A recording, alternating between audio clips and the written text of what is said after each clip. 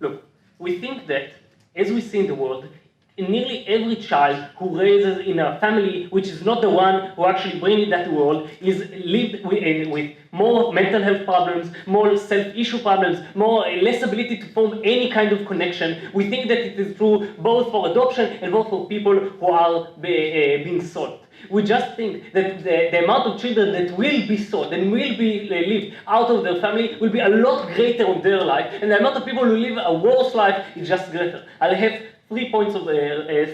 First of all, why the parents are usually not in a situation where they can make this kind of decision after they have the child. Secondly, why we think the child will probably have a psychological harm raising up. And thirdly, why we think that in a lot of parents' situations, the parents who will buy the children make it even will make more harms in raising the child. But first, couple points of refutation. Look, they're telling us we don't know how much the child will cost. The market will decide. So we think that unless they're going to build factories of babies, okay, it's going to be very, very expensive, a couple of hundreds of thousands of dollars, like a year's salary or 2 years' salary, just because there's a lot of rich people who want those children. Secondly, we think that probably, just like in adoption, white children who are healthy will probably be very, very expensive, and minorities or sick people are going to be cheaper and more common.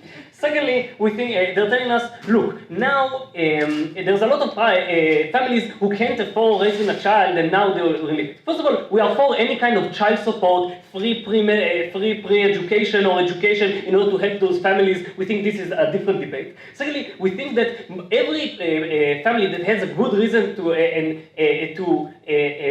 bring their child to another family will do it in any kind of the world. If you have a big economical problem that you can't afford it with all of our help, or if you have a big family problem that you can't raise it, we think they will just bring it to adoption. We think that the people who think that they can actually raise their children, and only because of the money are going to raise it, are people who should raise these children because we think they will just have better life with them. And then they tell us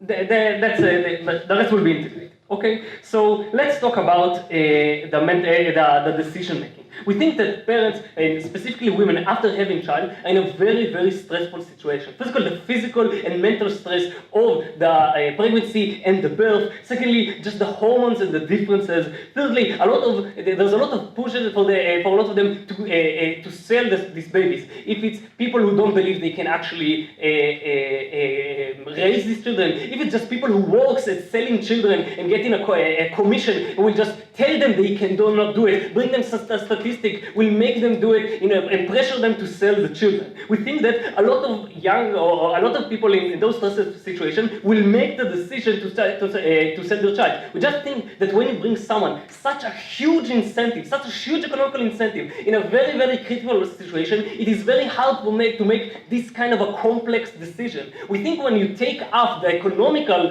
incentive, when people decide to adopt, they can do it a lot more freely. They are a lot less stressed, and they have a lot less outside forces. We think that what is going to happen, that a lot of people, firstly, are going to regret their whole life the decision to sell the child. They are going to looking for a farm. They are going to think all of their life, why do I have this money? What have I done? I've ruined someone else, and I'm a failure. Secondly, we just think that the kind of a deal that they're making is illegitimate. We don't think that they are in a situation when they can make this kind of decision, when it's just a baby and a situation they are. We just don't think it is a deal we should approve as a society. But secondly, let's talk about the children. Because as I told you, nearly every child who lives out in someone else's house have social problems.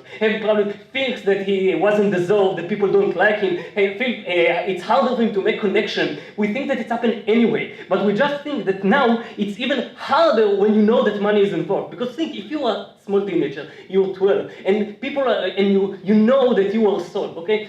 When you're adopted, your ability to tell yourself that the problem was that your parents weren't able to raise you. This is why they gave you to someone else who can make a better job than they do. It's a lot easier for you to tell it to yourself. It's a lot easier to cope with the problem. But when you know that there's money, and you know that just your parents wanted money more than they wanted you. When your classmates go into the internet, see how much does it cost to sell a child, and say, this is how much you worth, this is the amount of money that you can. When they have this kind of ammunition at you, you think that a lot of children are just going to live and feel bad with themselves, and a kind of scars that haunts you the rest of your life. We don't want children to be in this kind of situation. We want, even if they have less economical power with their original family, even if they're not the greatest parents, we just think that the possibility of having a reasonable life is a lot greater in the original parents. Second, I have your extension. All of Amichay's problems can be solved by just not being dumb, right? We can wait 72 hours and we can make sure that they can make decisions,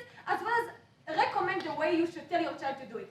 It is not, thank you, it's not 72 hours. We think that in the first month of your child, when they are still babies, you are still in a situation where it's very hard for you to understand how your life is going to look like, what are the changes that happen, to resist the amount of money and the amount of pressure that people are putting. It's not something that we can just change with a very small changes of a new mechanism with a POI from another group. Secondly, we just, there is hundreds of books of how to raise your children. We just think that people can't really, it's very hard for them to actually understand to do it. Lastly, let's talk about the new parents, okay? Because as I told you, those children who are going to live in those families, and we can see it happen today with adoption, are going to have a very hard time to cope, to believe that someone wants them, to believe that this new family is their own, to make those kind of decisions. And we think that when parents are buying their children, the possibility of some kind of a big break that will haunt the children is a lot greater. Because when you have a specific number of dollars, of how much this specific child cost you, it is always there in your mind as the person who buys the children. It means that when you're going to have a fight, and you're going to have a fight, first of all because everyone has it, but secondly because those children are going to have problems anyway.